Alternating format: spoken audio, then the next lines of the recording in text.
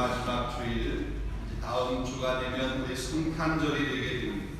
성탄절을 앞두고 우리 그리스도인의 삶은 예수님의 탄생의 의미가 무엇인지를 명확하게 깨닫고 또 그것을 바르게 이해하는 그런 삶이 필요합니다.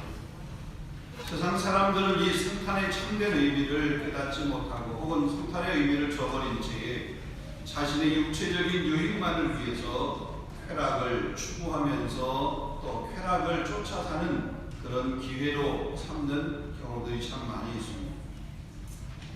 우리가 성탄절이 되게 되면 거리마다 캐롤 소리가 울려 퍼졌었고 또 여기저기에 메리 크리스마스라고 하는 그런 문구들이 새겨져 있었고 그런 것들을 볼 수 있었습니다. 조아의 노엘 이런 부분들이. 근데 어느 순간부터인가 거리에서 이런 캐롤을 들어보기가 힘든 그런 시간이 되어버렸습니다. 조아의 노엘이라고 하는 메리 크리스마스라고 하는 그런 단어, 그런 문구보다는 이제는 조아의 페트, 홀리 할리데이 이런 것을 그런 문구로 이 노엘에 관한 성탄에 관한 그런 문구들이 바뀌게 된 그런 모습을 보게 됩니다. 우리가 이 예수 그리스도가 이 땅에 오신 참된 의미를 세상 사람들에게 바르게 보여주지 못한다라고 그러면 이 진정한 성탄의 의미는 계속해서 왜곡이 되고 그냥 다른 단어로 대치가 돼서 성탄이 아닌 그냥 즐거운 연말, 즐거운 하나의 팩트로 보내게 될 이런 지경에 이르게 됩니다. 자, 그렇기 때문에 오늘 우리에게 주신 이 말씀을 통해서 임마누엘로 오신 예수 그리스도를 우리가 바르게 깨닫는 하나님이 우리와 함께하는 삶, 임마누엘의 삶을 우리 일상의 삶에서 나타내 보이므로 우리 믿지 않는 세상 사람들에게 임마누엘을 증거하는 저와 여러분이 되어야 될 줄로 믿습니다. 자, 그러면 이 임마누엘로 오신 예수 그리스도, 예수님이 오신 그런 목적이 무엇인가? 첫 번째로 보면 예수님이 이 땅에 오신 목적은 하나님과 우리 인간 사이에 막힌 담, 그 막힌 담을 헐기 위해서 예수님은 오셨습니다. 아담과 하와의 범죄 이후에 하나님과의 영적인 교제의 끈들이 끊어지게 된 거죠. 영적 교제가 단절히 이루어지게 된 겁니다. 그 인간의 범죄가 극에 달했을 때 하나님과 영적 교제가 단절되었었던 그런 때 우리 흔히 노아의 때를 예를 들어서 한번 생각해 볼 수 있습니다. 우리 창세기 6장 1절로부터 3절을 보면 사람이 땅 위에 번성하기를 시작할 때에 그들에게서 딸들이 나니 하나님의 아들들이 사람의 딸들의 아름다움을 보고 자기들이 좋아하는 모든 여자를 아내로 삼는지라. 여호와께서 이르시되 나의 영이 영원히 사람들과 함께하지 아니하리니 이는 그들이 육신이 되리라. 하나님의 영이 그들과 영원히 함께하지 않겠다라고 그렇게 말씀하신 겁니다.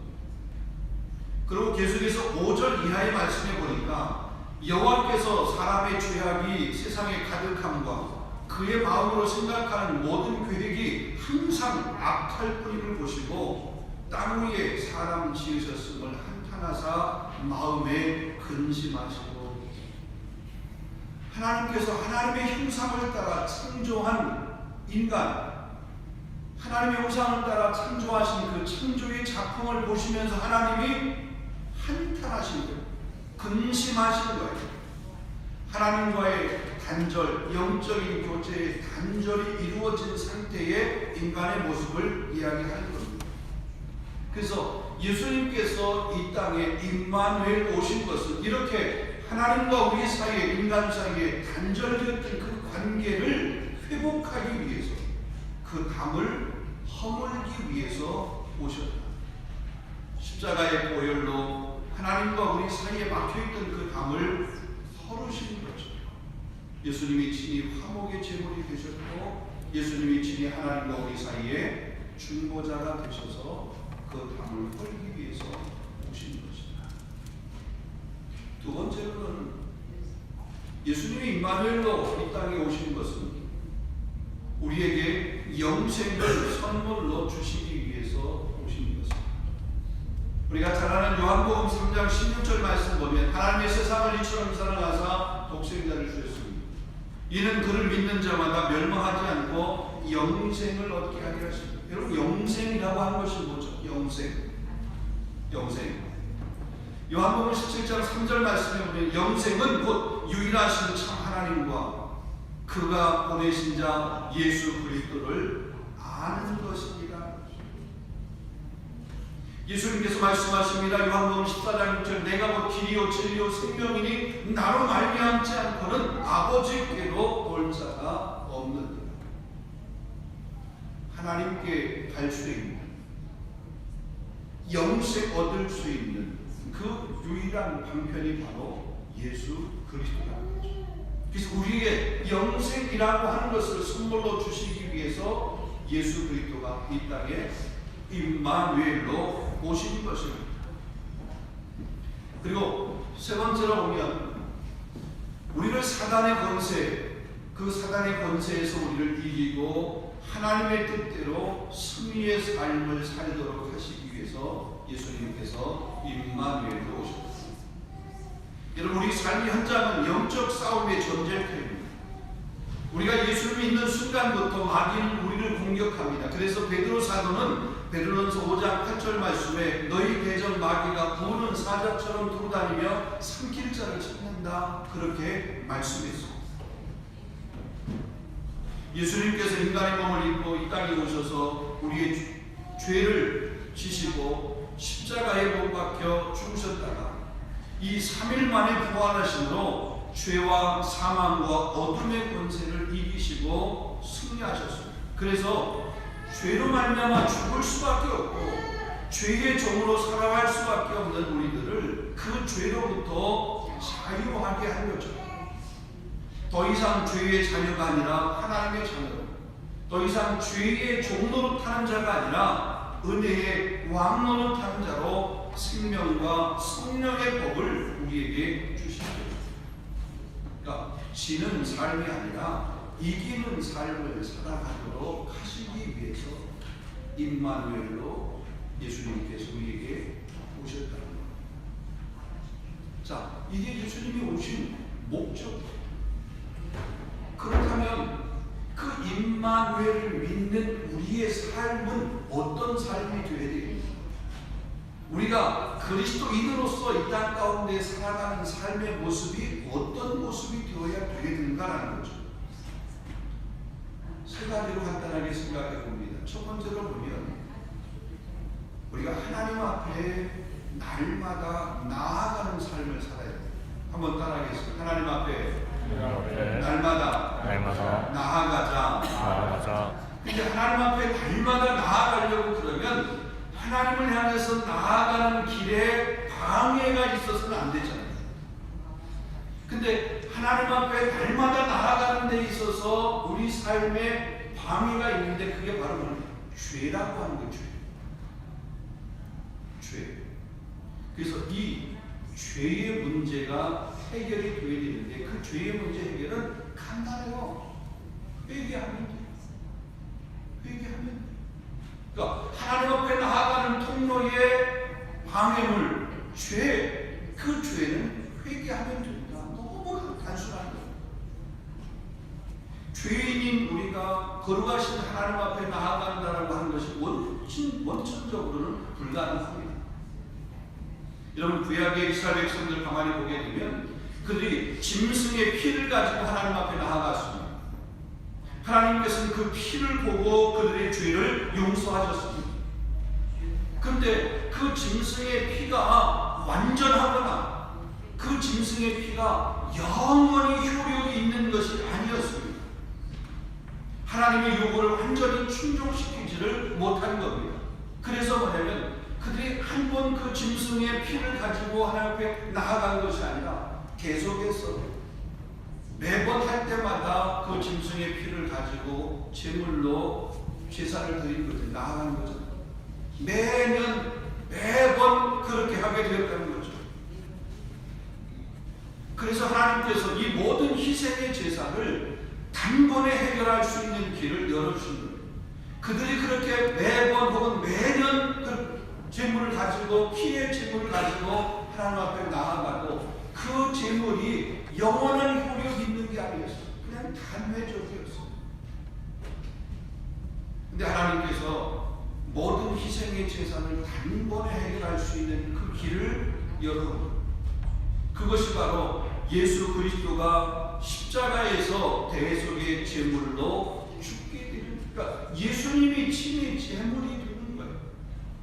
예수님이 제물이 되신 그 예수님의 죽으심, 그 제물의 예수님의 그 피의 효력은 단회적인 것이 아니에요.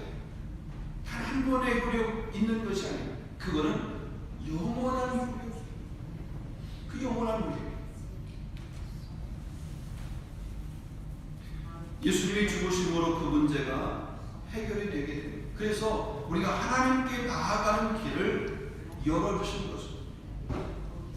이스라엘 백성들이 하나님 앞에 나아갈 때 죄 있는 모습으로 그가 나아갈 수 없어서 그 죄를 제물에 전가했잖아요.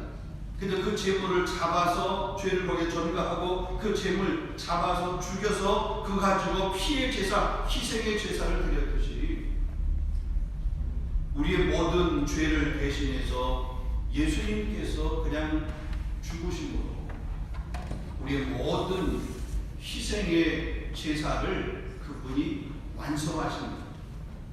우리는 날마다 회개하면서 예수 그리스도를 믿음으로 의지함으로 나아가기만 하면 됩니다. 그래서 하나님과 우리 사이에 나아가는 통로에 혹시라도 막혀있는 담을 허는 것은 이제는 회개만 하면 됩니다. 여러분, 종교개혁자 장깔방이 이런 말, 신자의 삶은 회개의 삶이다. 광야에서 미친 자의 소리라고 일컬음을 받는 세례 요한이 그가 선포한 첫 번째 메시지가 뭡니까? 회개하라. 회개는 입술의 고백과 함께 실제적인 돌이킴이 반드시 있어야 됩니다. 이런 아무리 화려한 언어를 사용하고 미사호흡을 쓰고 혹은 거기에 감정을 동원한다고 해도 입술의 고백 이후에 아무런 삶의 변화가 없다라고 그러면 그 사람은 하나님의 자녀가 아니라 독사의 자녀, 사단의 자녀. 여러분, 하나님의 자녀의 삶을 온전히 살아갈 수 있기를 주님의 이름으로 축원합니다. 날마다 하나님 앞에 나아가야 됩니다. 날마다 나아가는데 혹시라도 방해가 되는 답이 있다라고 그러면 회개하면 됩니다. 회개하면 그럼 저를 믿으시고 이러고서 우리의 죄를, 모든 죄를 깨끗게 하십니다. 시든과 같이 양털과 같이 그렇게 깨끗하게 해주시는 줄로 믿습니다. 두 번째로 보게 되면 이 임마누엘, 우리에게 오신 예수 그리스도, 그분의 오심의 목적을 우리가 깨닫고 우리의 삶을, 어떤 삶을 살아야 되느냐, 날마다 말씀을 우리 영혼의 생명 양식으로 살아야 됩니다. 우리는 하나님의 말씀을 우리의 영의 양식으로 날마다 먹어야 됩니다. 여러분, 육신의 건강함을 위해서 육의 양식이 필요하듯이 우리는 영적 건강을 위해서 영의 양식, 말씀을 먹어야 된다는 거예요. 마태복음 4장 4절 말씀 보면 사람이 떡으로만 살 것이 아니요 하나님의 입으로부터 나오는 모든 말씀으로 살 것입니다. 요한복음 1장 1절 이하의 말씀 보면 태초에 말씀이 계시니라, 이 말씀이 하나님과 함께 있으니 이 말씀은 곧 하나님이십니다. 그 안에 생명이 있었으니 이 생명은 사람들의 빛이나, 말씀이 육신이 되어 우리 가운데 거하시니 우리가 그의 영광을 보니 아버지와 독생자의 영광이요 은혜와 진리가 충만하더라. 여러분, 우리가 하나님의 말씀을 먹어야 하는 이유는 그 말씀 안에 생명의 빛이 있기 때문에 그렇다. 그 말씀이 육신의 몸을 입고 오신 예수 그리스도이기 때문에, 말씀이 육신이 오신 예수 그리스도이기 때문에 그 말씀을 먹을 때마다 예수 그리스도의 생명과 살과 그 생명의 피를 먹고 마시는 것이 되기 때문에 말씀을 먹을 때마다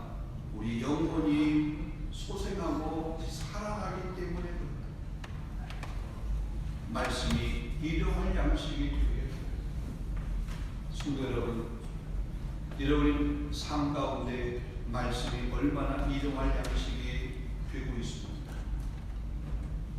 하루의 삶 가운데, 한 주간의 삶 가운데 여러분 성경 말씀을 얼마나 많이 이렇게 열어보고 계십니까? 그냥 덮어놓고 믿는 분은 없습니다. 무조건 믿어야 된다라고 하는 덮어놓음이 아니라 성경을 펴지 않고 그냥 덮어놓는, 주일날 꼭 와서 예배할 때 성경 한번 펴보는 그런 정도의 말씀을 읽는 거라고 그러면 우리가 임마누엘로 오신 예수 그리스도 그분을 진정으로 사랑하는 성도의 삶인지 한번 자신을 돌아봐야 됩니다. 마지막 세 번째로 보게 되면 영적인 전쟁에서 승리하는 삶을 우리는 살아야 됩니다. 임마누엘 오신 주님은 우리에게 영적 싸움에서 승리하게 하셨습니다. 아니, 승리하게 하십니다. 우리를 승리하게 하시기 위해서 그분이 오신 거예요. 오신 목적 자체가 우리에게 승리를 주시기 위해서, 그러게 우리는 이미 승리가 보장된 그런 영적 싸움을 하는 거예요. 마귀는 우리를 넘어뜨리려고 하고 때로는 낙심하게 하고 갈등하게 하고 불화하게 합니다. 평화한 그런 공동체의 평화를 깨뜨립니다. 하나가 되는 것을 가로막습니다. 가정에서 하나가 되는 것, 공동체에서 하나가 되는 것, 교회 안에서 하나가 되는 것, 우리 주변 사람들도 하나가 되는 것, 이런 것들을 가로막고 방해하는 것이 사단이 하는 일입니다. 우리는 이러한 마귀의 시험과 유혹과 관계에 넘어지지 않아야 됩니다. 넘어지지 않기 위해서 에베소서 말씀에 보면 너희가 하나님의 전신갑주를 입으라 그랬습니다. 여러분, 하나님의 전신갑주를 입는 것, 에베소 6장 11절 말씀 보면 마귀의 관계를 능히 대적하기 위해서 하나님의 전신갑주를 입으라. 여러분, 하나님의 전신갑주를 입는다라고 하는 말이 뭘까요? 에베소 6장 말씀에 보게 되면 진리로 허리에 띠를 띠고 의의 호신경을 붙이라. 평안의 복음이 준비한 신을 신고 모든 것 위에 믿음의 방패를 가지고 구원의 투구와 성령의 검, 하나님의 말씀을 가지라. 에베소 6장 14절부터 17절 말씀 가운데 이렇게 하나님의 전신갑주에 대한 설명을 하고 있습니다. 일반적으로 우리가 적과 싸우게 될 때에 방어하기 위한 방어용 무기가 있습니다. 또 반면에 공격하기 위한 공격용 무기가 있습니다. 여러분, 적과 싸우는 데 있어서 방어용 무기만 잘 사용한다라고 그게 승리하는 게 아니에요. 그냥 방어용 무기를 잘 사용하게 되면 최고로 할 수 있는 결과는 왜?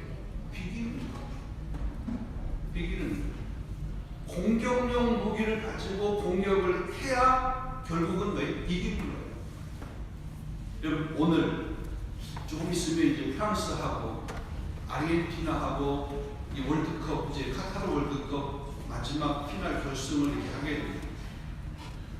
이러니 수비를 잘 한다라고 그 경기에서 이기는 건 아닙니다.